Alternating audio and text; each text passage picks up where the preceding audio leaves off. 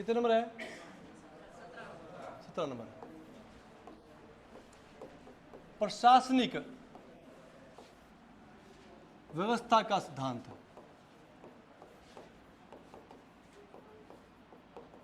प्रशासनिक व्यवस्था का सिद्धांत, और इसको लगा लेना भैया मोस्ट और वेरी मोस्ट। प्रशासनिक व्यवस्था का सिद्धांत या प्रशासनिकता का सिद्धांत।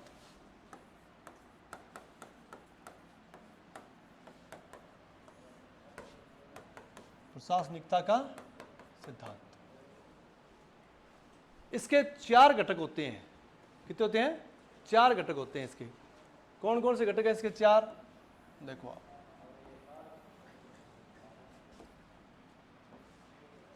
पहला घटक होता है योजना। क्या होता है?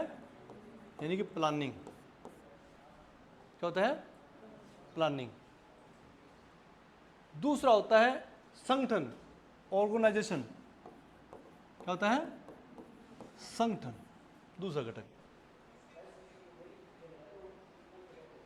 तीसरा घटक होता है इसका समन्वय। क्या होता है? समन्वय, यानी कि कोऑर्डिनेशन। क्या होता है? कोऑर्डिनेशन। और लास्ट में होता है मूल्यांकन। क्या होता है? मूल्यांकन। ये इसका कर्म होता है और ये इसके घटक हैं। इसका कर्म भी यही है। ये क्या इसका कर्म है? ये इसका। ये कितने नंबर पे आएगा? 1 पे, ये 2 पे, ये 3 पे और ये 4 पे। आपसे पूछ सकता है कि प्रशासनिकता के सिद्धांत में निम्न में से कौन सा शामिल नहीं है? ये 3 दे दिए और चौथा कोई और दे देगा, ये आपको छांटना पड़ेगा। या निम्न में से कौन सा शामिल है? 3 और दे दिए, 1 संगठन दे दिया, तो आपको ये समझना पड़ेगा। तो इसको याद रखना मुख्य रूप से। अब योजना में क्या आता है? ये कहता है कि मुख्य बात करेंगे यहाँ पे।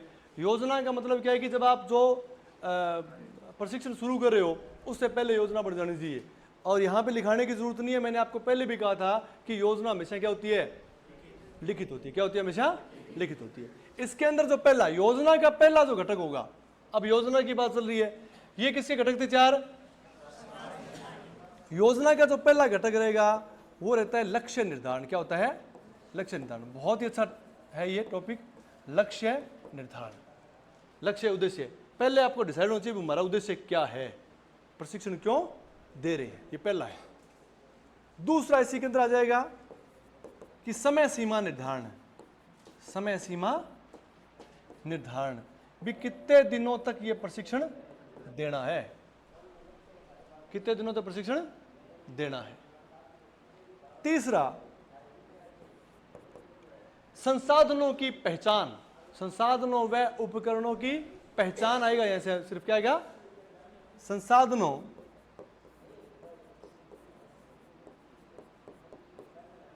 की पहचान, यानी कि आप कौन कौन से संसाधन काम में लेने आने वाले हो उनको पहले से पहचान, यानी कि चयन कर लेना, सिलेक्शन कर लेना चाहिए, उनको सिलेक्ट कर लेना चाहिए। ये किसके हैं? ये योजना के हैं। किसके हैं? योजना। अब संगठन की बात करें अपने, संगठन का क्या कहता है? संगठन कहता है कि पहले सबसे पहले भूमिका निर्धारित हो जानी चाहिए। संगठन का मतलब क्या है कि वो लोग, अच्छा संगठन में क्या आता है पहले से सुन लो आप, कि संगठन में उस काम को चलाने के लिए जितने व्यक्ति लगते हैं वो तो आते हैं, साथ में जितने उपकरण व संसाधन होते हैं वो संगठन का हिस्सा होते हैं। जैसे मान लो अपने यहाँ की बात करते हैं अपने, तो उस क्लास में मैं पढ़ा रहा हूँ, आप पढ़ रहे हो, अपने लोग सारे के सारे, ये बोर्ड, ब्लैक बोर्ड, ये कुर्सियाँ, ये सारे के सारे जितने भी उपकरण संसाधन जो हैं वो सारे के सारे संगठन में शामिल होते हैं। ये अपने टॉपिक की बात नहीं है, लेकिन फिर भी यहाँ करवा रहे हैं इसलिए आपको बता रहे हैं संगठन में कौन कौन शामिल होता है। अब सारे संगठन में आगे, अब ये कहता है पहला होता है भूमिका तय। क्या होता है?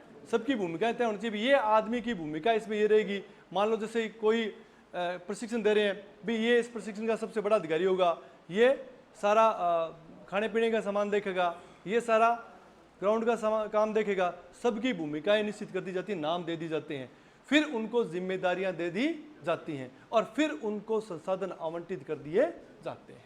यहां सिर्फ क्या था? संसाधनों की पहचान थी। क्या था? संसाधनों की पहचान। तो यहां पर सबसे पहले अपने लिखेंगे भूमिका निर्धारण। क्या हो जाएगा? भूमिका निर्धारण। भी किसका क्या रोल रहने वाला है। कहते नहीं सबसे मुख्य रोल तेरे ही हो गए हैं, चाहे पूछो कोई ना बोली। दूसरा, जिम्मेदारी तय करना, जिम्मेदारी तय करना, ये दूसरा काम है इसका। ठीक है। तीसरा, इसके अंदर क्या होता है, संसाधनों का आवंटन यानी बांट देना।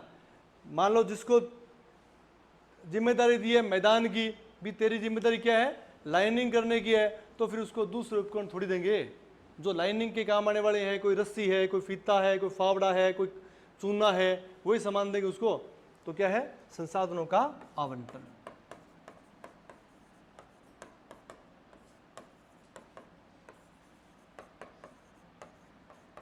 ये इसके मुख्य 3 घटक हैं। ठीक है। उसके बाद में आता है समन्वय। क्या आता है, समन्वय यानी कि तालमेल, कोऑर्डिनेशन। किसका, इस संगठन में काम करने वाले व्यक्तियों का आपस में तालमेल होना चाहिए। इसमें कौन कौन सी चीजें पहले देख लो आप। सबसे पहले कहते हैं कि आपस में संपर्क जो है आपका, यानी कि जैसे आप अपने कोई काम कर रहे हैं, कोई टूर्नामेंट कर रहे हैं, तो उसमें एक आदमी तो करवा नहीं सकता, 20, 30, 50 जो भी आदमी होते हैं, सबके बीच में क्या होना चाहिए, कांटेक्ट होते रहना चाहिए, विचार विमर्श होते रहना चाहिए। जिसके लिए अपन अपने क्या करते हैं कि आजकल जैसे व्हाट्सएप ग्रुप बना लिया। क्या बना लिया, व्हाट्सएप ग्रुप बना लिया।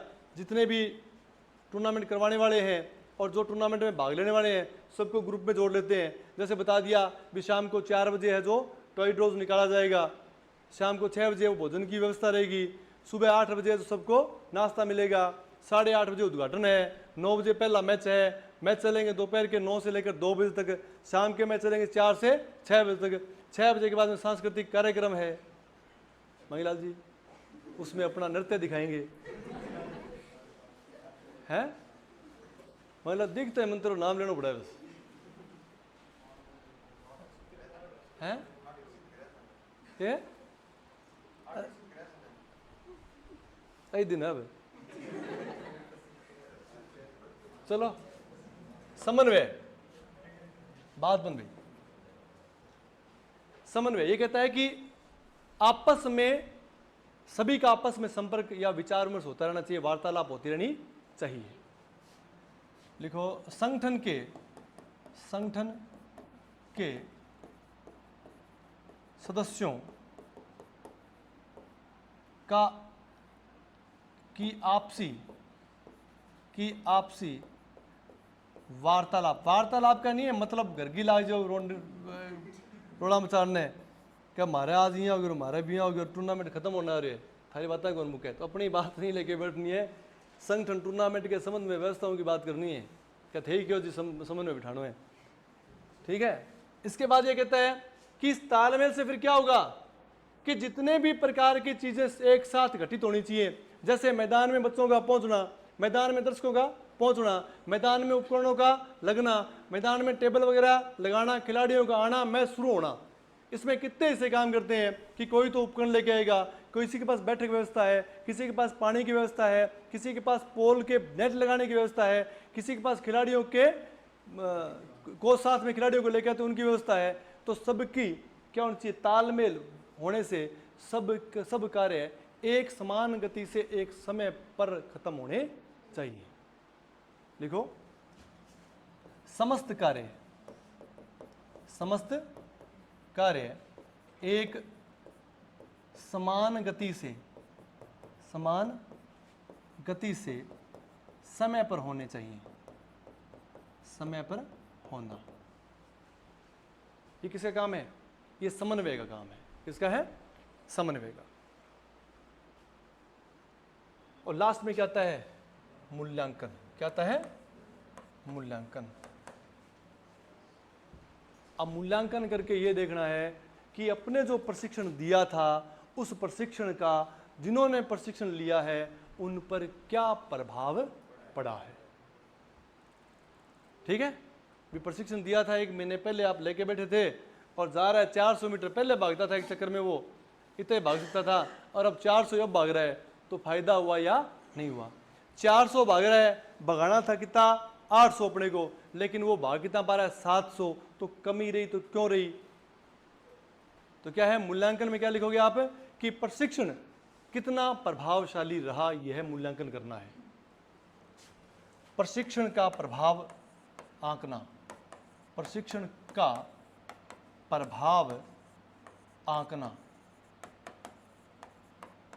और दूसरा, आवश्यक हो तो सुधार करना, आवश्यक हो तो सुधार करना। ये है कौन सा? प्रशासनिक व्यवस्था या प्रशासनिकता का सिद्धांत। मोस्ट मोस्ट मोस्ट इंपॉर्टेंट सिद्धांत आपके लिए। टाइम नोट कर ले, ठीक है।